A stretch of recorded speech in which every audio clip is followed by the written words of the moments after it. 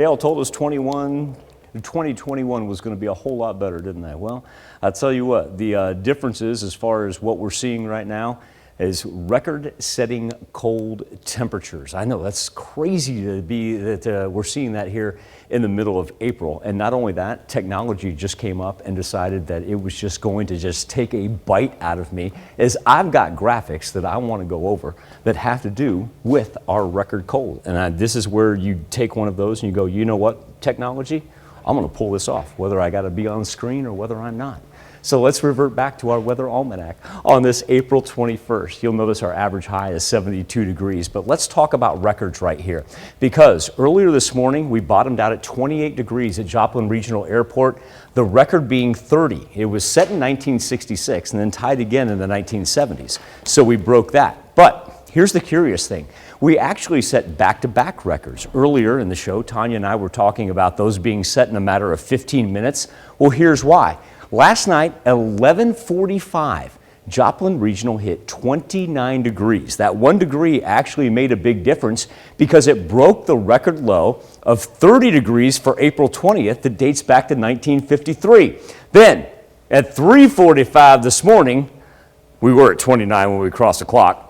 That's when we hit a low of 28 degrees. So we eclipsed the record low for April 21, previously set in 66 and 78. But essentially, we broke two records back-to-back days in a span of 15 minutes. And look at this. Now we're already up to 51 degrees with beautiful blue skies outside of Television City. Now, still remember, our average high for this time of year would be about 71, 72 degrees. So we're a far cry off of that, but certainly much better than the record breakers that we had this morning, as we've had nothing to worry about. All the rain has stayed up to our northeast. Little cloud cover beginning to build out to the west, but it won't have a bearing on the rest of our afternoon. The jet stream was extremely split here when we had the cold front and yesterday's snow move through. But now we're seeing it not only move back together, but the trough of the jet stream moving all the way through the Ohio River Valley, delivering everything up through New England. What that means is this gives everything from the southwest. Yesterday, this thing was just dropping right through Texas. Beeline. They all had warm temperatures. Well, what's going to happen is this is going to move, and we are actually going to be replaced and begin to work our way up on the mercury. We'll go mid-50s today, so still very chilly, especially with northeast gusts that are going to be coming in at about 20, 25 miles per hour.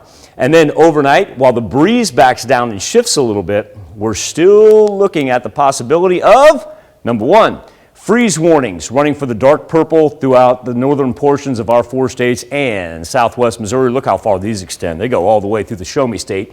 And then the lighter blue right here, that indicates a frost advisory. Now, if you have any of those plants that are somehow made it through the past 2 days, this is your last chance. I mean, as far as vegetation goes, and not only for us, look at how extensive these are. We're talking about good old-fashioned agricultural country is where this freeze and this cold April snap has hit. So just want to make sure everybody does the best that we can to get through this. Let's talk about what transpires tomorrow. We talk about the cold front moving off to the east and being replaced by Gulf moisture.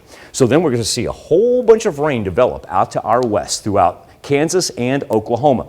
As it moves through, about Thursday afternoon is really when it begins to pick up and get widespread. It'll actually intensify through the course of the evening and Friday night. Now, well, it looks like this one band's going to cut off right here. It's actually a whole bunch of Gulf moisture coming out of Oklahoma and Arkansas that'll give us additional rain on Friday. It's going to be more so for the eastern portion of southwest Missouri, and south central Missouri is where we're going to see our Friday rainfall.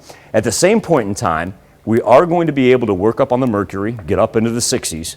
Tanya, we make it through this weekend. It's going to be a wet one, but then we're back up into the 70s, if not 80s, by the time we get to Monday. Oh, I'm looking forward to a warm up next week, that's for sure. We're due for it after back-to-back days of the record cold. Yeah, tired of using my heater so much.